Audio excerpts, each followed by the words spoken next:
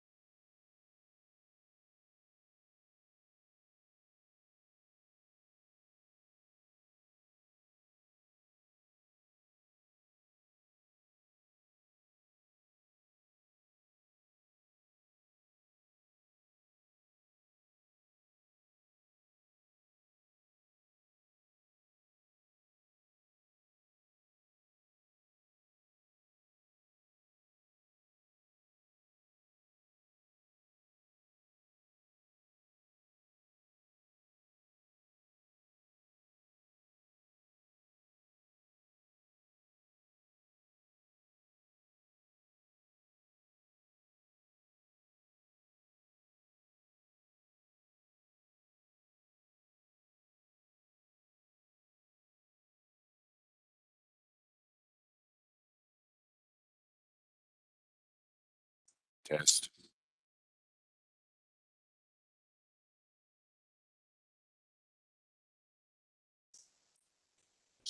No, you're fine. I like It's good stuff. have like an entire thing of I was drinking wine. Glass of wine and all of them. Yeah, for that.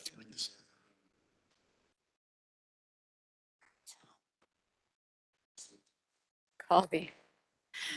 January 17th, 2023, Marvin Planning Board to order. Can we get we have a quorum. We are only missing Marcus, I think. Correct. Correct, okay. I feel like a game show. That's correct. The answer is. Do you want to phone a Marcus. friend? So has everyone had a chance to look over the agenda? Yes. Shortest agenda in the world. Could we get a motion to approve? So moved. And a second? Second. All in favor? Aye. All right, moving on. Adoption of the previous minutes. Are there any questions, changes, comments? No comments? No Can we change? get a motion to approve? I'll second. And all in favor? Aye. So moved. I'm assuming there's no one here for public comment. No public, no comment? And so we will move right along to the first item of discussion and recommendation of Village of Marvin zoning district designation for annex petition of Newtown Road property parcel 0620414A. Ah, there he is. Marcus is here. Let the records note.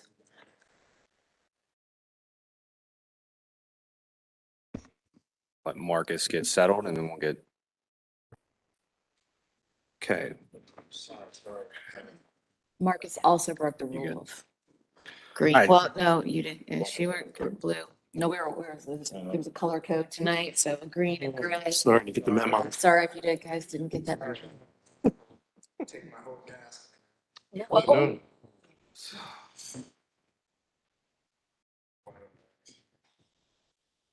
all right. So the first item is that the village has received a annexation petition for a parcel located there off of Newtown Road at the corner of Newtown and War Admiral.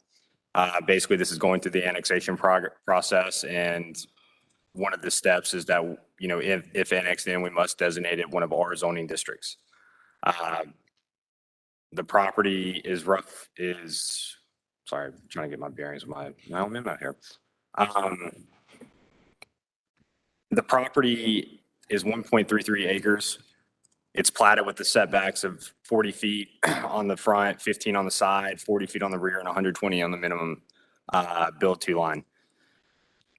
The surrounding properties are all R40. It's all surrounded by properties located within Union County. Basically, we have two zoning districts, our Marvin Residential and our RUC, which if this property was already developed with a home and so on, it'd be my recommendation to do RUC. Basically, what that is that it's a vested plan, so those existing setbacks would apply for the existing development as well as for any type of accessory structures, expansion of the principal structure. Since there's no structure, it's staff's recommendation to actually designate it our Marvin Residential District. It doesn't really change what the platted setbacks are. It adds 5 feet on the side, 10 feet on the front, and 10 feet minimum lot width. With it being 1.33 acres, all these already, these would be no problems to meet these minimum requirements for the R Marvin Residential District. That's basically the gist of the staff report. If there's any questions, I'd be happy to answer them, but that's staff's recommendation. So what I'm looking for from planning board tonight is basically you guys would be making whatever recommendation to designate and to be considered with council when they consider the annexation.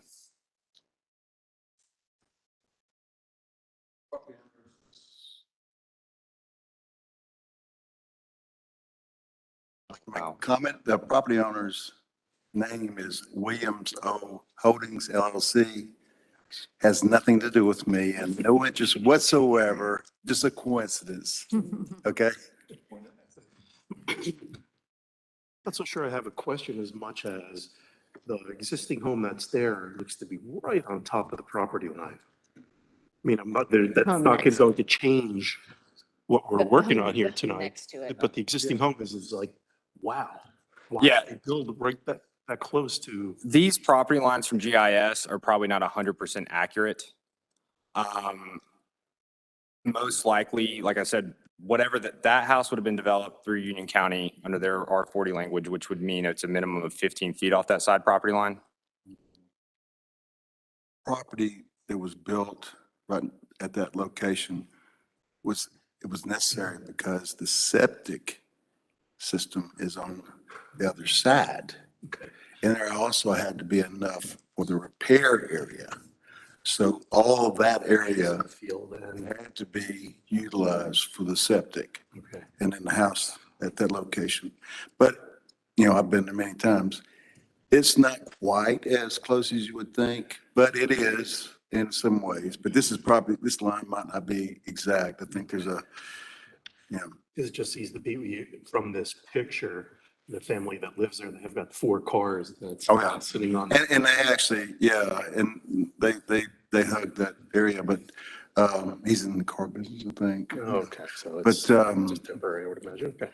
But, But that makes sense with the septic. right. And actually, I've had discussions with them about annexing their property as well. So was this part of, was this one parcel originally and then got split into 2? It's actually split into 3, Three. and that third parcel is now the entrance of War Emblem. Is Or it, What? is the entrance into Providence Downs. It's where War Emblem's located. That's what Okay, well, okay. they sold a easement, I believe, right there on the edge. What did you say? They sold an easement, I believe. Yeah, it doesn't, it no longer exists in its previous form, though. It's just a road, really. Yeah, It's private. It's just owned by Providence Downs. right. Any gated road's private. If anything, I would be concerned the back corner, left corner, and the, driveway, but I'm advising the property owners to get a survey done soon, so, but it has no effect on this whatsoever, It's a nice piece of property, 252, 256 in the front. And what is it deep? 235 deep. That's nice. Mm-hmm. They're expecting to have, proposed like $1.2 million house put on in the future. Going to contract this year, so. Well. The only thing, trying to think about this. The only thing is that if that neighboring property annexes in, they would be a prime example that they would be designated most likely, depending on that setback, that side setback of that house, as RUC. I still think it's in the best interest to zone it R, because like I said, our RUC language is mainly for existing developments like Weddington Chase and, for example, the Marvin, what was the 5 across from the park? Marvin Villas. Yeah, the Marvin Villas. They already had platted setbacks, those homes were built, and so it kind of created this vested plan for that development. Since this current lot is undeveloped, it's still staff's recommendation to have it kept as R. Well, and I think that makes a lot of sense because we have no idea if the other one's ever going to Correct. decide that they want to join in. And so that would strike me as efforts and futility to try to guess what could happen later on. Yeah. Right. And so I think that going with the main one. So if there's nobody else, I would actually make the motion that we bring them in for under R40 or under Marvin. R Marvin Residential. Yes. That's that. We Exactly. do have a formal motion laid out. Oh, excuse me. in the packet. We would Yes. prefer- I would be happy to do that.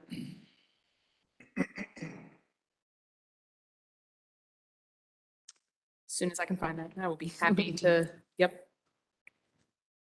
So on that item, go into votes. You might have to click it to make it drop down. Oh, under comments or under votes? Got it. Sorry. My apologies. I would like to recommend designating the subject property to R Marvin Residential Zoning District and find the proposed zoning designations for the proposed annexed property is consistent with the recommendations of the 2020 land use plan and consistent with the current surrounding uses and zoning. I motion. Or second. There you go. Okay. I'm at a second, I'm sorry. I was about to say, no, I read all that. I get the credit. Thank you so much. All in favor? Aye. All right, passes unanimously. It's in the air tonight, it's all right. Where is, Austin, where is the recommended, oh, sorry, it You're just not flipped actually off. in the item. No, I was, and it just flipped off. Okay, scroll down. That's- Oh, under votes. Mhm. Okay, perfect. Thank you. All right. Moving on, discussion of future text amendments. All right, we're back at this again. Let's see how long it takes before we get bombarded with other stuff, but yeah. Go on record too and say that I'm not associated with this, because one of my companies is MW. Oh. Truly not. So I'm on record that I get. This is, Low. Marcus Williams. There you go.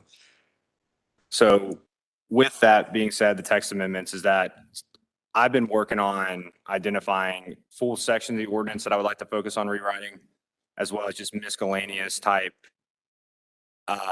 changes that either are to provide clarification or just to maybe provide consistency. We kind of did this with the previous Gates and Roads text amendment. I went through and amended a whole lot of different other sections to kind of wrap in with that, to kind of get this overall goal of cleaning up our ordinance.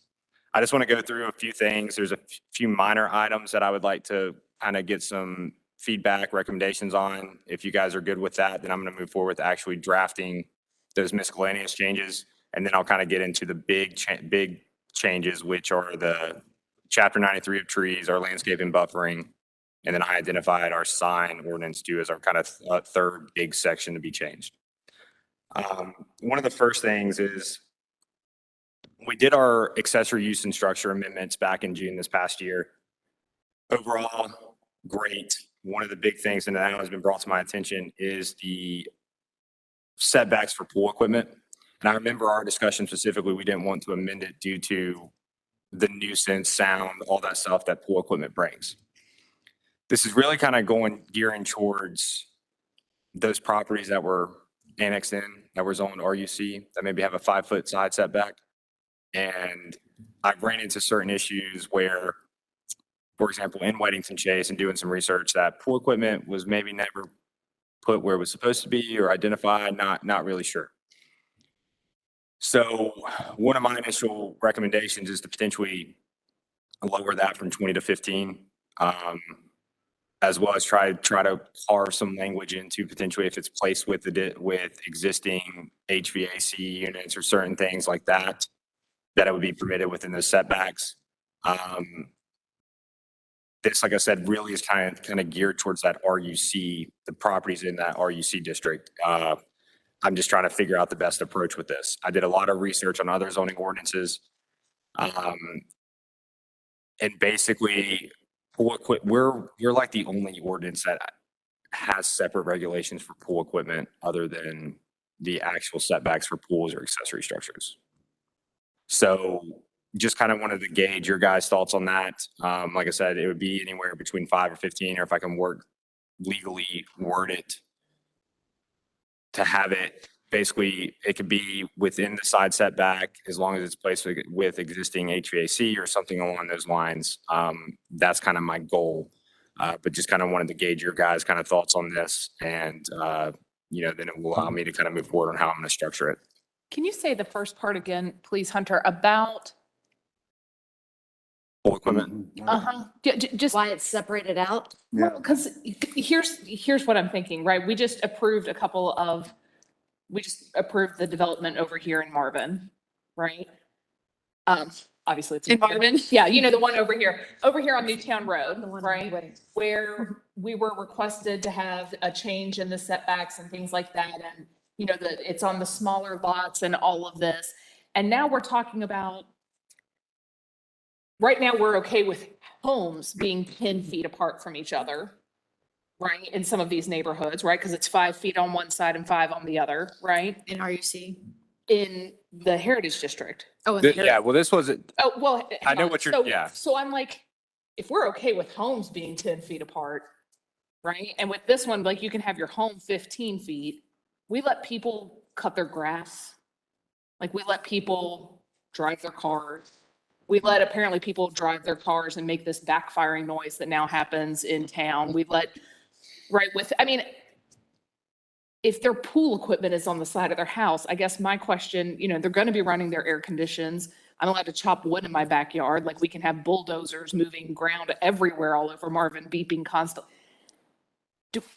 And I'm not trying to be facetious here, but like, do we care extensively about the sound of pool equipment? Because quite frankly, there's some air conditions that make all kinds of racket.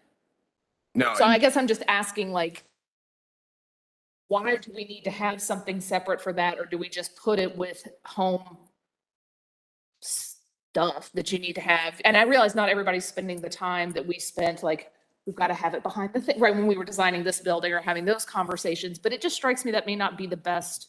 And I could be totally off my rocker here. Well, is our concern sound, or is it, or to the discerning eye, I don't necessarily want to see that pool equipment? So two things is that that whole section, when I proposed it to you guys back in May, June, whenever it was, I think I had there anywhere from 10 to 15 feet. Planning board made the recommendation. I didn't really see an issue with it at the time to leave it at 20. And part of the reason that it was to be remain at 20 was because of sound and sight. Sight's addressed based off of our current buffer and screening ordinance and what they're supposed to have around it and so on. So like that's one thing. But sound was in the biggest issue. But kind of getting to your point of like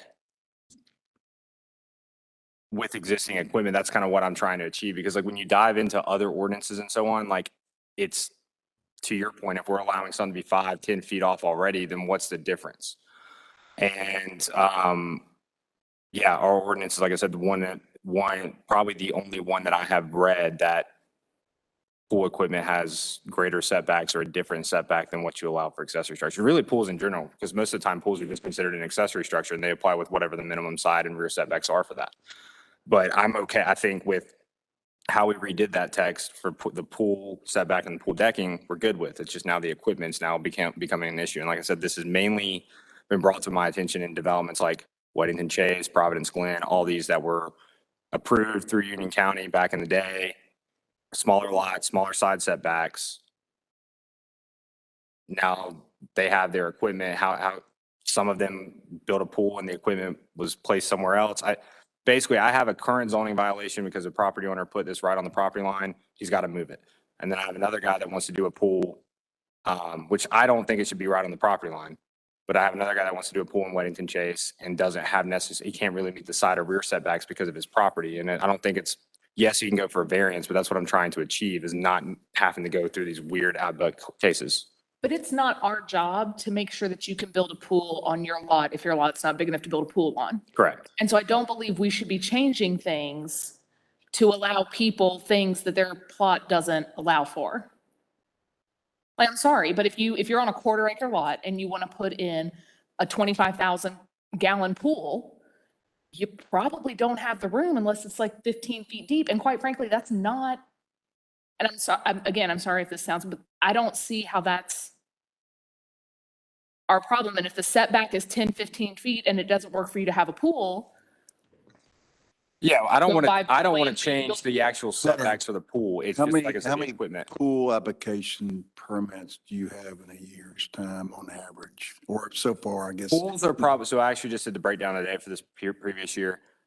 On average, I receive anywhere from 30 to 40 pool permit applications a year. Wow. Most likely 1/4 to half of those are probably in properties that are zoned RUC. Yeah. Now, like I said, looking back at previous ones and existing cases in Weddington Chase, it was either the pool equipment wasn't identified on the site plan like it's supposed to be, or it wasn't placed because there's a lot of existing conditions in Weddington Chase where the pool equipment is not where it meets our standards right now. I require when they submit an application to mark where the pool equipment's at. The specific zoning violation I was just mentioning, they marked where the pool equipment was at, it was compliant, and they put it somewhere else. So that's completely on them to fix. The other issues, like I said, he's got the room to do the pool and all this other stuff. It's that the equipment setback based off our ordinance was not wasn't feasible or doable for him. But the issue is that there's other existing conditions in Weddington Chase specifically that, once again, he can go for a variance or this can be changed. I'm just trying to get it all consistent because we made the necessary improvements to where the pool can go, the pool decking and all this stuff. I think it's pretty I got standard. another It looks question. good. How much more time does it take you for a pool application for that small amount of setback to do your permitting process? What do you mean? I mean, there's more involved with that. Is it not? Is that? Just, yeah, I mean, well, most of the same, it's all the same pool companies. So they know what we require. They pretty much get it to me first time, where the landscaping's supposed to go, where the pool's gonna be, the distance from setbacks, pool equipment. I'm checking to make sure it complies. So Okay. from a time standpoint, it's all the same. Like I said, this is just for discussion of like trying to get some clarification on this. But the ones that were in there before that then are not compliant, is it either because they didn't submit the right things, because we didn't catch it, or because they happened prior to being a part of Marvin, or yes? Mixed, yes, it's mixture of Okay. both. We can't then, if they've annexed in afterwards, right, they get, right. Correct. So I don't Still feel under like then we have slightly- to, we've said numerous times, our goal is not to set precedent and we don't Right. have to go on what was before us, right? And again, I maintain that if you can't fit the equipment, you can't, then the pool doesn't fit. And what I'm trying to get to is like trying to maybe create like because if you read this 151.154 that we redid. For normal detached structures, it's 10 feet, same setback as principal structure, whichever is less will apply, meaning that if the properties in Weddington Chase have 5 feet, that's kind of what applies. We do the same thing for when we get into pools. Pools are then identified separate. We had this conversation when we rewrote this, but we kind of did it where 10's doable, as in like it doesn't create any nonconformities. 10's pretty standard in any other ordinance I've read. 10 shouldn't, I mean, like I said, it limits the number of potential issues. Decking 15, completely fine. But then we didn't change pool equipment. Like I said, where the biggest thing is it's kind of side yard. I wouldn't even say it's rear yard's the issue. Because of those properties in Weddington Chase that the house may be 5 to 10 feet off the property line, they have the deep enough lot to do the pool, but then it's like still to meet the 20 and 20, where is it gonna go? You can't, I mean, like, that's just where I'm getting to with how potentially this needs to just be cleaned up. Both, for pool equipment. Both ways. I mean, I totally hear what Melinda's saying, but I also like I like the idea of if they don't meet our current requirements, then if they could put it with the HVAC system, because she's right. I mean, HVACs are loud, but pool equipment also cycles and runs a lot of times all day, 24 hours a day. So noise can become an issue, but HVAC systems are just as loud as pool equipment. So I do like that kind of caveat to say if it can be designed in next to or near HVAC. Or right up against the house. I mean, that's the other thing. If it's right up against their house, and that's kind of the issue, what this other issue in Weddington Chase that I was mentioning is like, he wanted to put it right beside his house, but his house is 7 to 10 feet off the side property line. So there was no way to do it. And he wanted to do it right beside his HVAC, and this is what kind of spurred this conversation. So, like I said, the biggest thing is trying to get some guidance. If it seems like, I don't want to change it to your point, like, for example, the Heritage or whatever other development that's been developed with our Marvin R standards. Those setbacks they're going to have the room in theory. Same thing. And then for the Heritage is conditional zoning, like they have their own setbacks, and it's kind of intended where, hey, yeah, unless you have one of those larger lots, maybe a cul-de-sac lot, same thing that kind of happened in Marvin Gardens, here's what applies. And so it's the biggest thing is how can I potentially do this for RUC specifically, just to be able for it to be consistent across the board for that development, like for those annexed in properties. Is there a way to break it out in a oh, this was before you got here, like in a table, so you've got your pool equipment, pool decking, pool houses, you get the setbacks on the right, but then Yeah, I mean, that's kind of you see, you have the different setbacks. No, and that's, like I said, this all goes into like the greater big changes. I'm trying to tackle small minor stuff, but then they'll be encompassed into the bigger. Waxhaw just redid their UDO. They have a really good example of like you break out the zoning districts, you have your development, it's all in one place. And to your point, yes, like that is something that can be done. We've kind of talked about it with like the permitted use tables and stuff that I've been working on. Like the goal of this is like, okay, here's what, if you're this zoning district, here's what the minimum lot size is, here's your front setback, and then have accessory structures as well. Because yeah, that would be the simplest thing, because how we have it identified now with detached and even pools where it says like if platted, the side or the platted side yard smaller, then that's what that's already kind of doing for those RUC properties. So, Could it just align with the house, like with the Yeah. the setbacks? Yeah, whatever setbacks they have under their residential district or zoning, not district, sorry. so what I'm hearing is this is definitely something for further discussion, as in if we can make it that caveat and make it kind of RUC specific. Lisa, it's all cell phones and papers. And if that's the consensus, then I will start drafting a text amendment to present to you guys in February with that. Wonder how you feel about that, within the RUC? Part of it says that you gotta follow the rules that we set. But if, I mean- but if they're in RUC, like they also don't, their setbacks are different than ours because they come in under a different. Then you follow the rules the rules that are there. I mean, I just don't, See, I'm an example. I'm on team follow the rules. I'm on a property that's on a half an acre. I mean, I can't follow the rules. Well, no, you're in the Marvin Heritage Well, District. now it's different. So now, But that was your right, opportunity and you went Right, through right, that. exactly. And I But I think, had to deal with a lot of stuff in the past because of having a non-conforming piece of property. And I don't know if it would be considered totally like that with William Chase. And There is some things. The goal, anytime, especially with our zoning ordinance, and anytime there's existing nonconformities, is to get the two to create the least amount of nonconformities possible. Meaning, if you have a landlocked parcel and we don't necessarily have clear guidelines on how they can be developed, that's how you clean it up in the ordinance. Or if you have an existing house, like yours is kind of a different situation, but like the goal is to either get the property specific into conformity, or obviously where our zoning ordinance then allows that. And the biggest thing that really kind of struck my eye is that there's already existing properties that were either the pools were developed under our zoning language or previously annexed that aren't fully compliant. And so there's been no issues to my knowledge. There's been no complaints. The one, like I said, it's an off case. What were their setbacks in the development of Wellington Chase? In Weddington Chase, Yeah. their side setback's 5 feet. And their rear for the primary structure, I think is 40.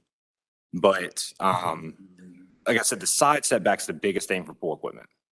This is where I ran into this issue. I don't think it should be on the property line. I think it should still be a minimum of 15 feet if we do 15 and 15. Or we look at, and that's then would be across the board. Or we do a caveat for RUC and try to work that in to where those platted lots that have those smaller setbacks, if the pool equipment's proposed around existing HVAC or whatever equipment, then that would apply. But like I said, I've got to legally kind of word that how I need it. I'm just trying to figure out which direction we want to go. And it sounds like the RUC caveat is what you guys would like to see compared to doing it across the board. Is that correct? Does that not get us in trouble then with our other landowners? What do you mean? Then do they not come back and be like, well, you told me 20 and they've got now 15 and then, No, So because it's it's- any change of order. I mean, It's a different zoning Zoning. standard. yeah. If somebody, like I said, and somebody in the preserve had this issue, that's, That's totally different. yeah. They're probably step would either relocate the pool equipment to where it's compliant. If you don't like it, don't put the pool in, or you can go for a variance and explain to the Board of Adjustments on why it's such a hardship to put the pool equipment where it's at. The goal here is, like I said, to limit variances from those existing conditions in Weddington Chase and stuff, because they are very unique. Because I mean, Providence Glen, Willow Creek, Providence Ridge, and Weddington Chase are all ones that have like 5-foot side setbacks that were annexed in. So,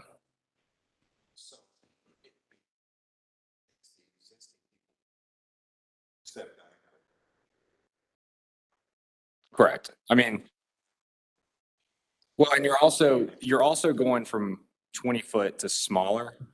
So there really, in theory, shouldn't be any grandfathering in because either it was done with not compliance with wherever it's at, and those issues were never brought to the attention of village staff.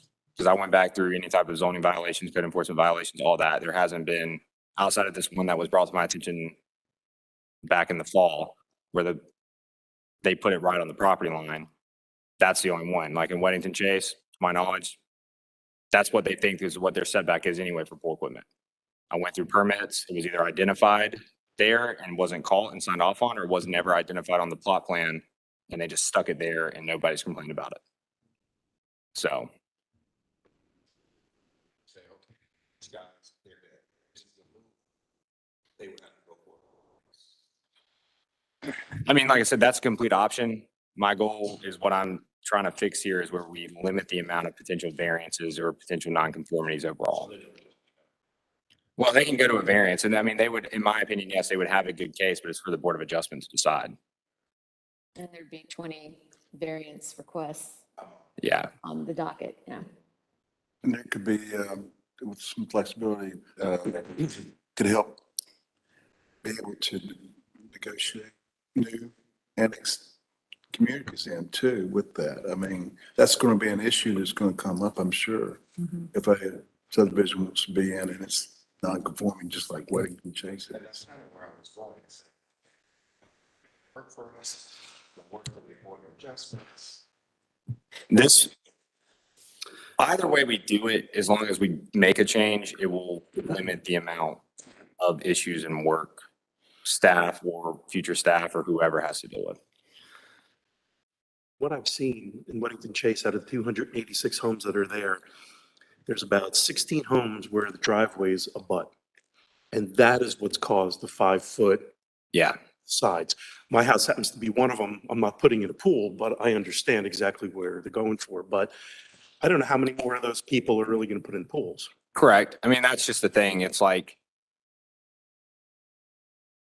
the other thing, I can't, remember, but when you annex in, for example, chimneys, we're able to get all the chimneys in, or even whatever it is, they would be designated as RUC. Whatever those setbacks are is what would apply. And so then, like, right now, those are the four neighborhoods we identified just a second ago were the ones that, like, these conditions either exist or could futurely exist as pools get installed. If we annex more developments in, then that creates potential more issues or whatever. So I'm just trying to, like I said, just get this cleaned up. And It's just a normal part of maintaining your ordinance. yeah, so, and like I said, pool equipment, to me, I'm not saying we shouldn't not regulate it because we already have it there. It's just that I think we need to be we need to think about being practical of how it's kind of implemented with how we have our current ordinance overall set up with our two residential districts mainly. Anything in the conditional district, they would have to apply as like kind of what the Heritage did. They would have to apply for a specific deviation to allow pools, and that's something that's decided on when the rezoning is going through, which for the Heritage, that was taken out after that discussion. So it don't, like I said, this is mainly to apply towards RUC properties. I'm not trying to create any issues with or loopholes or whatever. I'm trying to clean it up.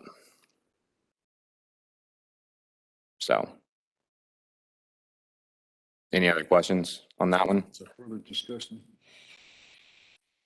So what I'll do is, like I said, I'll work on a text for that specifically. Present that to you guys at the next meeting. We can discuss it further once it's actually formalized in a presentation form. I just wanted to get some initial feedback and guidance so I can lead the more productive discussion on that moving forward. The second kind of miscellaneous one is another, like, once again, is minimum road frontage. in our ordinance in our subdivision section under minimum design requirements and stuff for subdivisions, we reference our minimum road frontage as 50 feet. Now that's what it is at the road. You can't necessarily create a flag lot. That intent is mainly for application for major subdivisions and cul-de-sac lots and so on. The minimum lot width at the build out line still has to be 130. It's the same section, same Yeah. section of the ordinance. No, this would be when, it's somewhere in 150. But basically what I kind of want to discuss with you guys is kind of putting this into our zoning district regulations of what the minimum road frontage should be. If it's 50, it should never be less than 35. But basically what kind of spurred this is that minor subdivisions are typically all administrative. Yes, you guys make a recommendation, final plat's approved by council. But the minor subdivisions are supposed to basically apply to whatever the minimum lot dimensions are of that zoning district. Well, we don't ever mention road frontage again outside of that one section in our subdivision ordinance. So it'd be adding in what the minimum road frontage would be, public road frontage, private, whatever, for the zoning district specifically. I've got some examples, and I didn't put this guys in your thing, but basically like what I'm proposing is like either doing it, if I can't remember if I put, but if you know in our zoning ordinance and like the Marvin residential district, it's got permitted uses and then the minimum lot dimension standards, it'd be adding what the public or the minimum road frontage is for those districts specifically. Like I said, right now we can keep 50, but we can kind of discuss that further. I just wanted to kind of bring it to your guys' attention. That's kind of going to be that second miscellaneous change that I just kind of recently called that. The goal is to take all these miscellaneous changes and get them wrapped into one overall text amendment. So when we take it to council, we're not just wasting a public hearing and all this stuff on like one minor change. It's a lot of different ones. And then we'll also obviously have these larger sections that we'll get into here in a sec, but I'm trying to just, my goal is probably at the next meeting, I'm going to bring the miscellaneous, which will include the pool equipment, the road frontage, and maybe a few other either spelling, clarification stuff. Let you guys review, either make your recommendation or provide me some feedback to then work on, to then bring it back to you guys for recommendation. And then we're going to tackle these larger ones as we go as well. Can you go back for a second? Mhm. When you're talking about the 50-foot road frontage, did you say that was for a minor subdivision or for just subdivisions or for lots or? That's what's not clear. I missed. That's what's not clear, is that it's in our subdivision ordinance right now under minimum design standards and design requirements or something for subdivisions. In my staff opinion, and I kind of talked to our attorney about this, that if you read everything in that, that's applying for major subdivisions. It's applying to what their minimum kind of design standard infrastructure requirements, all this stuff is for major subdivisions. Per lot. Well, for the development in general. Mhm. But so if we were to get a major subdivision application, or just let's take the Brandley one, like their minimum road frontage, because it's clearly identified in that section, is 50 feet. Meaning at the road, they have to have 50 feet of road frontage. You're talking more than 4. Yeah. Minor, it's But you unclear. per lot within the subdivision each lot has to have. Have a minimum of 50 feet of road frontage. Right, okay, that's what I was like. Are we talking about the lots within the subdivision or the subdivision entrance? Like I was a little confused. Okay. And minor subdivisions, yes, it's in our subdivision section, but the standard typical process is those lots comply with whatever the minimum lot dimensions are of that zoning district, which is typically Marvin R, which is the 1 acre. The setbacks of, it's 130 minimum lot width, 50 foot in the front, 40 on the rear, 20 on the side. Thing is, we never identify road frontage in those districts specifically. So when I review a minor subdivision, and I talked to Chaplin, our attorney, about this, do you take that 50 that's kind of outlined for major subdivisions, or do we need to clarify in our ordinance of what the minimum road frontage kind of is? Correct. And once again, it's where you have these potentially people that have these lots that want to minor subdivide or something, maybe, or in a close, whatever of it, like larger existing developments that what is their minimum road frontage, what applies. Once again, went back through some. Don't know if it was ever called, but this is one where I had a question about it and I don't know what applies. So talked to Chaplain about it. And it was just recommended that we just clarify in our zoning ordinance specifically in those districts. And then if we get a minor subdivision or you have any new development, you make sure that lot at least complies with whatever the minimum regulations are. And for me, what I think about when you're talking about this are the folks who are taking some of these small, ranch homes on large parcels that aren't under an HOA, and then they try and shove $3 to $4 million homes onto one existing lot, and they call it a minor subdivision, and they're literally trying to squeak out every inch. So, and now you've got 4 houses backed up to you instead of 1. And that's, once again, my initial recommendation would be either all my research, anywhere from 35 to 50. You don't want to create any type of flag lots. So where you do kind of, to your point, where you have like an existing, like, let's just say 4-acre parcel and this house sits perfectly right here, where then you'd have like a 50-foot strip, 50-foot strip, 50-foot strip, and then you get your acreage behind it. A lot of the research I did, you have a minimum of like 35, but that length of said strip should never be longer than 200. So it's like, it eliminates kind of these consistent flag lots. Our ordinance right now doesn't really allow flag lots. I'm not trying to allow them either. It's just kind of creating clarification for myself, future staff, on really what to apply in certain situations. But I would be, like I said, my goal would, I draft something, provide you guys some research, and then we can kind of discuss on what that minimum setback should, or frontage should be. Like I said, I don't have a preference. I just know it shouldn't be less than 35.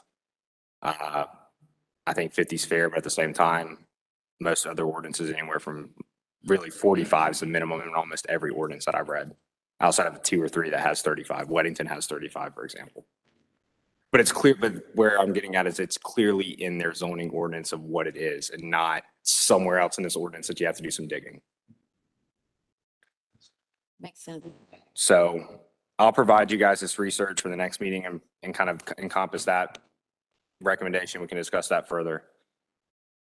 That's the 2 miscellaneous small ones that I can think of at this time. There's probably a lot more that I'm missing, but if there's any more, like I said, I'm going to encompass that in one item, let you guys review, and we can discuss.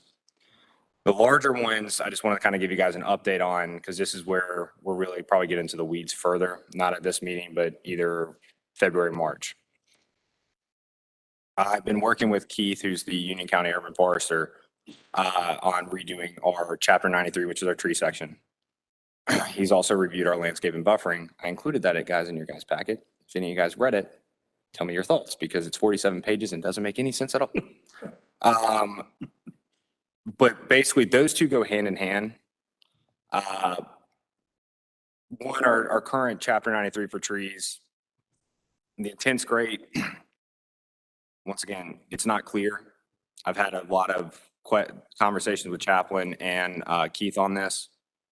Where does the tree removal permit actually apply? Like all that stuff. So I'm working on rewriting this whole section, and then potentially also we're going to rewrite that whole landscape and buffering thing to make it a whole lot clearer than it is. Simple chart, something. Those are the 2 big sections that I will probably present to you guys in March draft wise. The other one's kind of signs. That one needs to be clarified. The goal of all this is, like I said, I'm trying to rework our ordinance and get everything organized, clearer, straightforward, so on. I know in our discussion about this last year, basically planning board directed staff to bring to your guys' attention where issues need to be addressed, and let's discuss them finally at that point. And that's kind of my goal over the next coming months, so to do those miscellaneous ones, Chapter 93 and landscape and buffering, and then we'll move on to the next big section, which will probably be the trees. Another thing is we discussed the civic zoning district, and that can come into play. Once again, we kind of have a good base of that done. It's just trying to figure out how we can update our ordinances, make them consistent, make them clearer, and what and who and what they apply to, either from a zone. You already mentioned the sign ordinance. Because the sign ordinance is another one that's kind of just out there. Any questions on any of that? So page 44 of the landscaping, screening and buffers has craziest typos. Screening weight collection devices. What is it? Sumpsters and weight collection devices. Just, I was like, I've never heard of a sumpster. What's a weight collection device? And I was that's like, are they talking about dumpsters and waste collection? the other thing specifically with our screening and landscaping, why it's my top priority, is it has those like that buffer matrix. And this is one of the original sections that was redone way like in 2016, 2017, that references the Village Center District before it was ever established. But it's just certain things like that, that it's like, for example, when Village Hall was established, it was being constructed, on what buffer actually applies.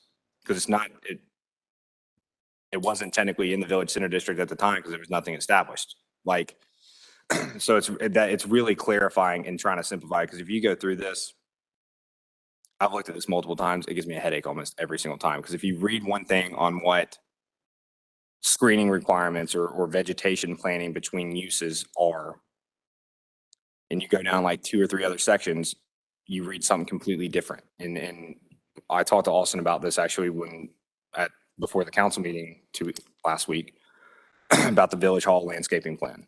And I was like, basically, from what my determination is that as long as there's a 25-foot buffer of staggered vegetation that's in our Chapter 93 permitted permitted canopy and understory trees and plantings, we're good. Because there's other sections I read that I was like, okay, once again, what actually applies? So this one's a big one that I'm working with Keith on and coupling it with Chapter 93, once again, trying to get it all in one place. But yeah, if you wanna read it and let me know your thoughts, go for it. And there's some homework for you. You want to mention BOA? Yes. The other thing that might, I guess we can probably include this in the miscellaneous for next month, is Austin and I have been discussing, we have a Board of Adjustments. They rarely meet. They met twice last year for 2 variances. Those 2 variances were approved, but then were basically justified when we redid our accessory structure text amendment. With that being said, a lot of those seats are up for, Half the board is set to expire in March, so. so my thought, and I've done this in a previous municipality, and if you look at a lot of municipalities, depending on their size, is giving that hat to planning board. It's a very, based off of, once again, the amount of anything that goes to Board of Adjustments, it would be, if anything, a 1 Board of Adjustment hearing a year, if that. It's a completely separate selection of duties and planning board, but it's very, very much interrelated. Yeah, and so then it limits the amount of boards that we have. Yes, it's another hat for you guys, but it's a hat that you guys will wear very, very, Frequently. yeah. And it would not be as part of the planning board meeting, it would be a separate meeting altogether. Correct. So we're there to discuss that. Or it would be on the same date, and what I've done in other municipalities is that We close Yep. this meeting and then Okay. open the next. open as Board of Adjustments. It's something that we can kind of work on, but once again, that's kind of one of those miscellaneous changes. If you guys have any hesitation with it, let's discuss it now, but for the most part, it's very, to be honest, I've once again, if we don't change the text, potentially we'll have some variances coming to you guys, but like, the goal is once again, the variance is always the last option that I try to have people do. I try to make sure, if they have a one-off case of getting compliant within the current parameters, potentially then that's when we look at text amendments of how is it something, are they applying for this variance because it doesn't make sense in our ordinance? And if those 2 options are out, then they can go the variance route. And I always tell people, it's Board of Adjustments decision, but at the end of the day, like, I'm like, hey, you have a good case in my opinion, or you don't. And really all you guys do is in any type of Board of Adjustment hearing, I present, it's like a court hearing. You guys will have quasi judicial training. we did some of that already. We have those resources. We also have our attorney here Yeah. during those meetings. So you do have additional guidance even beyond us that you should normally have. So basically, I'd present it to you guys and you guys would act as the jury. And So is part of your thought process, we're unable to fill the seats on the current Board of Adjustments? Because I know somebody like Mike Farley has been doing this for years and years, so his position is probably up. But would he potentially act as like an ancillary branch potentially? Because he has a lot of experience. So what we would do is, we have multiple options, but, so example, the current Board of Adjustment is 5 members and 2 alternates. We combine the boards, designate 5 of you as a regular member and 2 of you as the alternates. We could also ask Board of Adjustment members, hey, the planning board seats always come up. Someone always steps down at some point. You know, if you want to continue serving, this is your chance the next time they they'd be a welcome member. the other option is that we do the Board of Adjustment as 7 seats. So all active planning board members would be an active seat. And any Board of Adjustments that want to continue serving, we could designate, you got to have an alternate or 2. 2, but we need to look at those regulations just to make sure. I'm not sure. When- I'm not sure what's required when you have 7 regular members. I know you have to have 2 when you have 5 regular members. So then you would designate 2 existing Board of Adjustment as the alternates, and basically where the alternate comes in is 1, if we ever have a Board of Adjustment hearing and it's you 7, and one of you guys can't be here, the alternate can then become a voting member. Or if one of you guys have a conflict of interest and have to recuse yourself, the alternate then can become a voting member. So is it a So- quorum of 7? Like it's a 100% quorum in order to have it? So when granting variances, it is the same quorum rules, but This is- granting a variance, the votes are 4/5. So it's not majority, it's 4/5. So with 7, you have to have 6 to pass. Six yes votes pass a variance, 5 votes do not. It just seems like it's more efficient. Yeah. Just, for 1 extra meeting, 2, Like I said, over the last 3 years, I think come back, Yeah. 2 weeks, 4 hours. Sure. I've seen Yeah. 3 variances in my time here. Before that, the Board of Adjustment did not meet for 5 years. I said, it's very limited or rare. The 2, like I said, that came up last year were one-offs, Very but similar. they were, it was with detached garages, but we kind of then cured that through a text amendment. Couple, twice a year. So in theory, the only variances really that ever come up would be, it would just be one of these one-offs because we've done a good job at cleaning up our ordinances for Exactly. clarification. If there's a member who's not interested in that quasi judicial process, could they see you guys, offline, and then we can, because I think the discussion around the table is that it doesn't seem like a big deal for us to add it to our plates. It's not a big, it's not really an additional commitment. Right? It'd be 1 meeting every so often. There's no regular meeting schedule. And what would happen is like, let's say we do this, let's say 2-3 years from now, we'd have a variance. Most likely, if it's me or my recommendation would be, once that variance application is received, we'd maybe potentially set it, because I think our ordinance right now is that a variance must be heard within 30 or 45 days of the application being received. I think it might be even 60. Is it 40? I think it's 45. Yeah. With that being said, it would be like, okay, 45 days, that's enough for 2 planning board meetings. So that first meeting, planning board meeting, potentially we do quasi judicial training, or we do a special meeting that kind of do quasi judicial training, and then that following meeting, or however you do it, would actually be the hearing. And that, as Austin's mentioned, our attorneys here, I know that I've taken a different approach than previous staff. Like I said, I present it to Board of Adjustments just as I do any other staff report. And it's because it's all facts. And then, There's a higher standard. yeah, it's a higher standard because you got to be like sworn in and all this other stuff. But it's basically like, I would be like an attorney that's presenting you guys the facts. You guys would be able to do quote unquote cross-examination between myself and the applicant, or any outside party that has substantial stake, or however it's worded.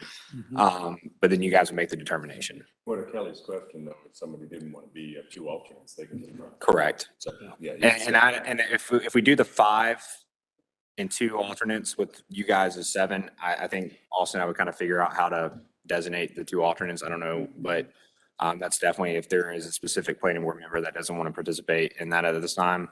I would encourage you to participate though. It's a good experience because it'll just broaden your knowledge base of our ordinances, and honestly, I think it'll give you an improved perspective for your planning board role. Quasi judicial, I cannot say it. I also You know what? still have a book that I can. Ask that question. Make sure you ask that question because they might not be able to accommodate that particular part. So we've already had some quasi judicial training, because I remember we saw the recording. So that, which was slightly dry, but it had good information. We tried doing it remotely. I know we've had quasi judicial training from years ago as well. After, really fast, after we did that training, we sent a link out after that to a video to the rest of the training that we did not get to. Did everyone have a chance to view that? Because that really went into the Board of Adjustment and what those responsibilities are. I did. Okay. It was like, what, 45 minutes or 48 minutes? Yeah, it was a lot of info. It's a lot, but it was good content. That was where Kelly called me Alexa. Sorry, honey. It's fun. Other than that, like I said, so for the next meeting, I'll bring those miscellaneous stuff, the Board of Adjustment rewrite. We can kind of discuss this further at any time. If any of you guys have had any direct experience with our ordinance, as in problems yourself, notice anything, feel free to reach out to me. We can definitely discuss it. Like I said, my goal is to get our ordinance as cleaned up as possible without having to maybe spend additional funds on the full rewrite. The ultimate end goal with this is to have all these changes kind of in place or either already recommended by you guys.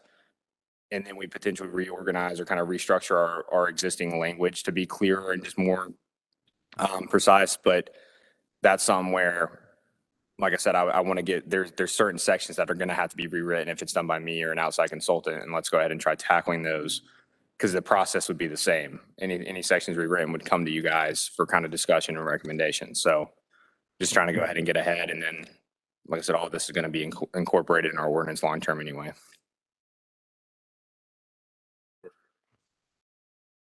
Right. All right, this next item was something that I requested because Blame Kelly. I'm checking. I didn't realize that you guys all got, the new members got, one-on-one eScribe training.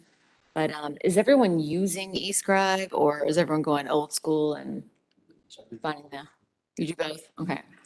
So something that was helpful to me was when I was talking to Hunter in our planning session, he said that, when you go into an item of discussion, if there are attachments, he puts them in the order of importance. Because a lot of times, like for this instance, like the first item of discussion, there are like 5 or 6 attachments here. So, just tooling around in there is always like, which one am I supposed to be looking at? I like to just go right to the information. So we did talk a little bit about naming conventions and things, so it's easy to find something. So I just wanted to ask everybody else, like, what's been your experience using eScribe? Do you find it easy to navigate? Once you get used to it, it is. It's good. I like it. Everything's in one place. We can take notes. You can save it. And it does show you have the attachments that are there. Are there things that they can add to it? Sure, but from a basic level, I think it's added a lot to just to be able to have it. You don't have to print it out necessarily. It's very helpful. And there might, At least I see it. yeah, just for clarity, so any packet stuff, you have that cover sheet, which is just basically the cover sheet. If it's an item like, for example, the text amendment discussion, I don't have a full memo or any type of actual documents kind of like for you guys to review, recommend, whatever, then I'll put a little background information. And it's mainly, hey, here's just these attachments for discussion purposes. Maybe get familiar with whatever. And the first item, if there's a staff report, I always put like see attached staff memo, and that's always the second attachment. That's pretty much everything you need right here because I try to make sure everything's encompassed. The next one is typically then if it was like for a development, it's typically like the site plan. The rest of the stuff is just like supplemental, like it's maybe the application or maybe some just specific zoning language, which I already kind of hit on in the document, but if you want to get yourself familiar with them, feel free. I know Kelly mentioned potentially trying to link it within. I don't know if we can. I actually just had an idea on that. I might be able to, but it might be a little bit more difficult. To do what, I'm sorry? Linking, so if, like in my staff report, if I'm referencing certain sections or something that I maybe is another attachment, trying to link the attachment within the staff report so you can click on it, Instead of like, I don't, might be able I to. don't know if everyone got the joy of having like an 80-page like agenda where, you know, the planner's inserting text and everything because it's a reference, but then your agenda becomes like in a PDF, it becomes 70-some pages long. And then you're scrolling, you know, back up to the agenda and then back down to like page 35. So Attachments from. Yeah, in from PDF Describe, format. Put it in a memo. yeah, but you know, But if you had, Yeah. I think I see what you're Yeah, saying. but- No, I mean, but It's another. and the e-scribe, I think helps because, you know, the other, Link certain portions of it. We can see if it'll work. We don't. the other option, and I did this back in my previous job for the town of Valdez, was that, and I mentioned this to you, and it was decided not to do so for kind of this purpose, is that I can put all of them in one PDF and link them within the PDF. Like I can put like basically like you would have like a thing up here that says like, I would basically when I was in Valdez, we would do the agenda, you would click that agenda item. It's basically how eScribe works. I just do it in PDF, but I could potentially do that within my submittal and do one document and then it would link it in the PDF itself. At this point, you can hit Control F and go find. Yeah. and it's not so much like the linking, but I think like, for instance, there was one day where I was slammed at work. And so I was trying to go through my planning board things prior to the meeting. But there were so many documents just for one item. And I was like, how much of this is really, you know what I mean? Like, what do I absolutely have to read? And then what is supplemental that we'll be able to talk about in the meeting? So Maybe there's discussion that we need to have internally about. Supplemental some of the content. Some towns have that, I know Indian Trail, for example, they've made it a point with their staff to cut this out there at the back, it's back, just so that make it more efficient and people are reading the most essential content. And I don't know what we could do there. It's something that we. Well, the, Highlighting the important issues. I mean, that's what. The, You're highlighting what we really need. yeah, and that memo is typically like, if you read the memo, it might, like, for example, in the annex or the rezoning annexation one that we did, like it talks about the R Marvin district. Yes, I put that language in there, but that's kind of supplemental. The main thing is already in the memo. The other thing I think I can potentially do from a staff level is any type of like, let's say development, put in the memo and obviously like the site plan and stuff. And those are the two big attachments, and then anything supplemental, combine them together and just put the title as supplemental attachments just for, you know, where it's those, that one doesn't really matter. It's just there in case we reference it when we're like a discussing. supplemental attachments PDF and then you Yeah. can link. And everything. like, for example, like I know for like the zoning text amendment for the Women's Center, like I had their application in there, their letter, whatever, like put all that in one PDF as an attachment where then it's like, hey, if you really want to go look what all that, it's there and it's in the packets and overall, but it's not something where you're digging through like 5 or 7 attachments just to get to. Theoretically also, just itemize. Like when I say that, I mean, in your memo, you could say included attachments. And Yeah. and just like say number 1 is this, number 2 is this. And I did that for council for the Marvin Gardens ADA. That was the other thing. But then I got to make sure I reference the attachment title. I mean, there's, like I said, there's stuff on my end that I got to do, but the biggest thing I want you guys to know is that first attachment and or second attachment is the biggest thing you guys need. The, Uses the one PDF approach, and the page is the table of contents. It's labeled, you click on it, and you just go right back to the top. And it's actually, it sounds bad, but it's actually pretty functional. and that's kind of how, like I said, that's kind of how eScribe's set up, but I can maybe do something in a supplemental attachment where it makes it either if it's in the PDF itself, if you're, depending if you're using the PDF of the packet agenda or this, that you can find it all. We will lose one functionality by doing it that way, by doing one PDF.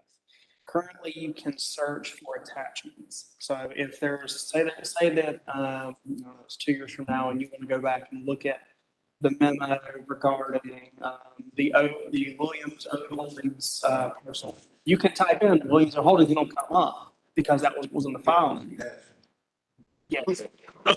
But if it's all in one, it may not show up. You may only have, you may have to like try to figure out, narrow down the date range. So you could lose some functionality there. That would be my only word of caution.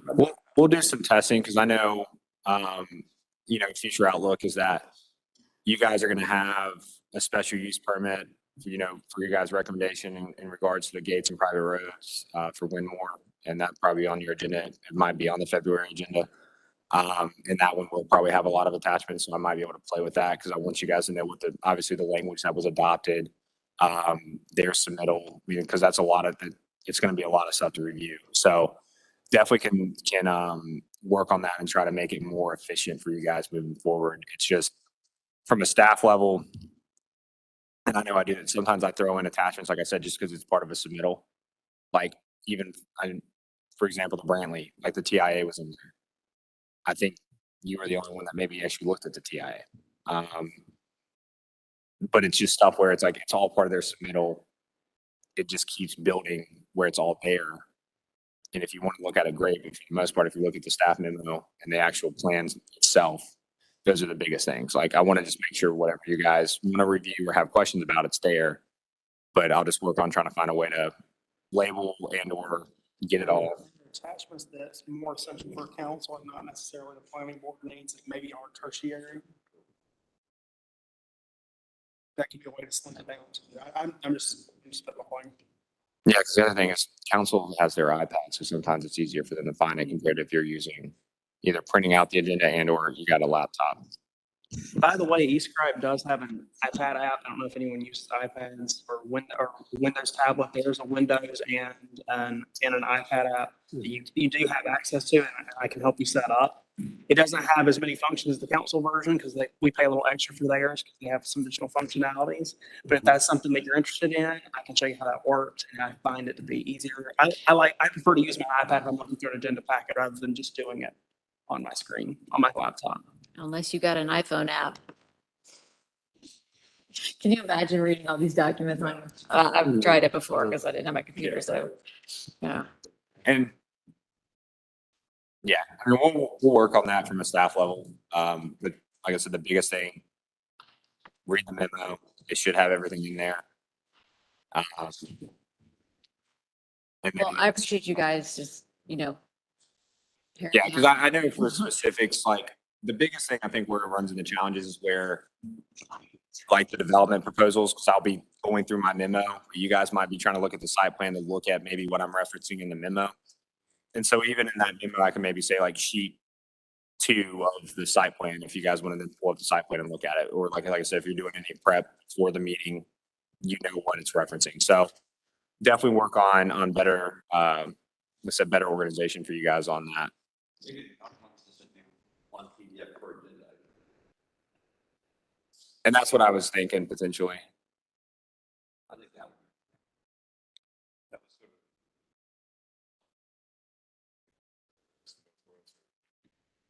Yeah, because then if you pull up, because I even know from my iPad app, sometimes it does get difficult trying to pull up the different attachments. Yeah. But and that was what I was gonna do, is do one for each attachment, start with the memo, and then I can link within the specific PDF, the page, and then I'll always put like, on every single page, if you go back to memo, you'll go back. And so it should just jump back and forth. Like I can show you what I used to do for values on that, but that's I might try that for this special. And try it, and if it doesn't work, then we'll try something else, Yeah. It's, just gotta try something. Thank you. All right, planners update? Biggest thing on this is, so the 2 text amendments that were recommended at the last meeting, the gates and private roads got approved. There were some minor changes from the attorney. Basically, you remember the specific requirements and like stacking, all that other stuff. We already had that in our ordinance and I wanted to like get rid of that section, but then it was like way too complicated just to get rid of that section because it also has the regulations for subdivision monument signs and all that stuff. So the biggest thing is basically like they're there and it just references the existing section. That might be a section that also comes up in the next couple of months to kind of clean up. But that one was approved. The Women's Center was tabled. Basically, it was kind of some of the same discussions we had, basically of just like what protections or what, the really kind of thinking of all case scenarios that could happen based off the language. I've talked with the attorney on this. Basically, it's really just trying to clarify on what, like, as we tried to do, is like what the nonprofit use is. I did some additional research, found some good kind of just definitions of like civic use or community, something along those parameters. But that's going to be back on council's agenda at their work session next week. Should be probably approved then. Like I said, they really only had a problem with. You might stick it on consent in February. But Yeah, they might stick it on consent in February, but it's going to be discussed further. But for the most part, I didn't put that on your guys' agenda tonight because it's literally was like 1 to 2 sentences that we're just adding in. But the overall regulations and stuff like that are still there. Just want to give you an update on that. Trying to think what else. But the Brantley sketch plan got approved. They're moving forward with their construction documents. Most likely we'll be back to you guys maybe in March, April for first review of their preliminary plan and construction documents. it's got their preliminary plan. Yeah, which is like the second phase of subdivision approval.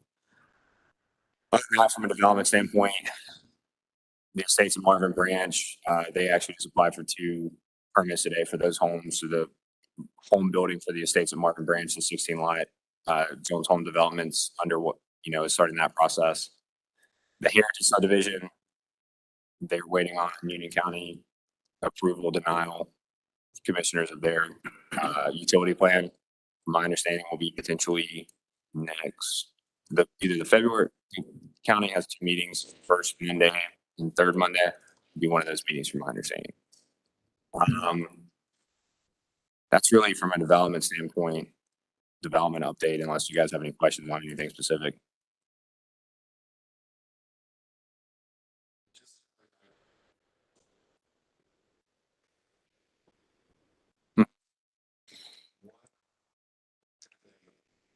Because they approved everything, right, for the station, but what, I know for a fact closing and such hasn't happened yet, on the property. So what is that? Be a little bit more specific. What are they approving? So basically the rezoning was approved by the village, and for any type of development, they have to go, since Union County, if they're doing any type of water or sewer infrastructure improvements or installing lines, they have to get approval from the county. Most of the time, every single utility sketch plan, from my understanding, is reviewed by county staff and then approved by the county commissioners. Pump stations are a little one-off because they redid their whole ordinance on pump stations, all this stuff. And so basically the Jones Homes development for the Heritage subdivision, their utility sketch plan will be considered by county commissioners.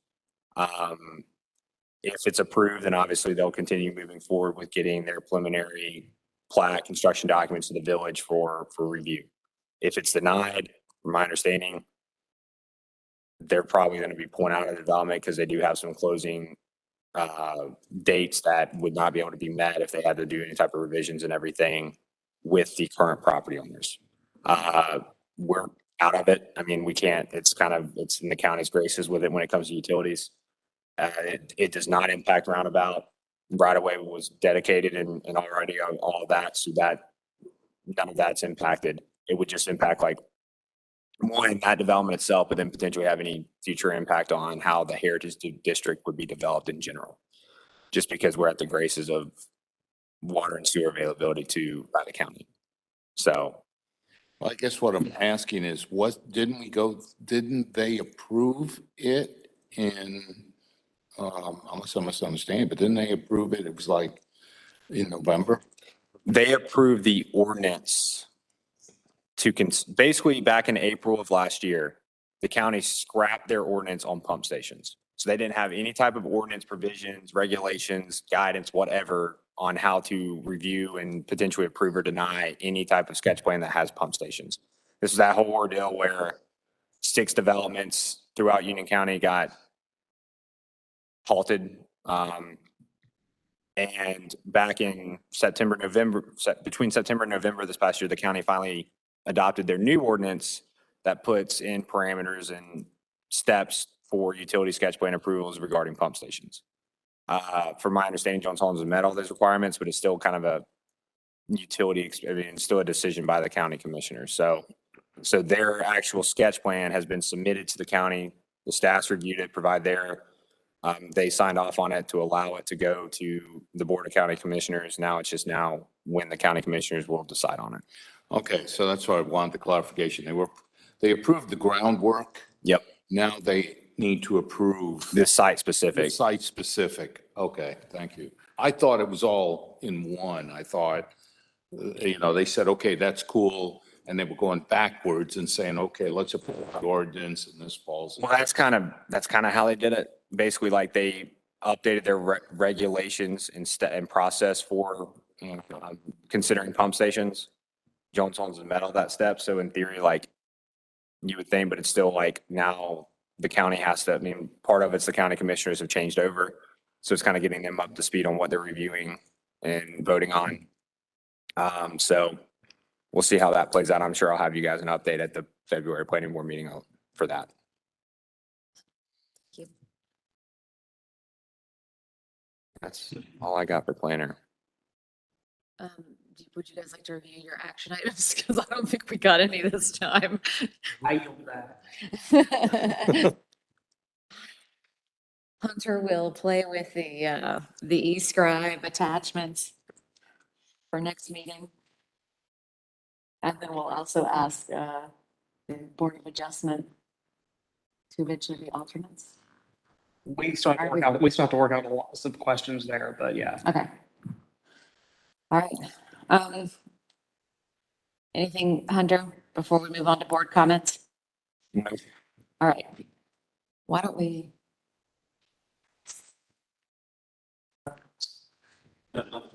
Nothing? I'm good. No, staff, thank you for your service always.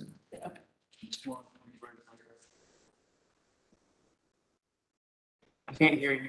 Just wanted to congratulate the owners of the Newtown lot for becoming members of the Marvin community. Not yet. That public hearing will be in February. Almost. But they can say that they're. Don't count your roosters before that. Right, but I mentioned, you said they can say that they're in Marvin, but not officially just yet. Not yet. Okay. Bob?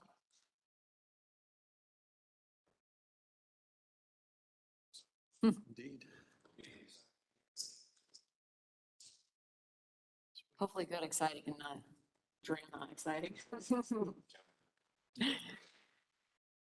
All right, well, if there's nothing else, I'll bang the gavel and we will be, we need to make a motion.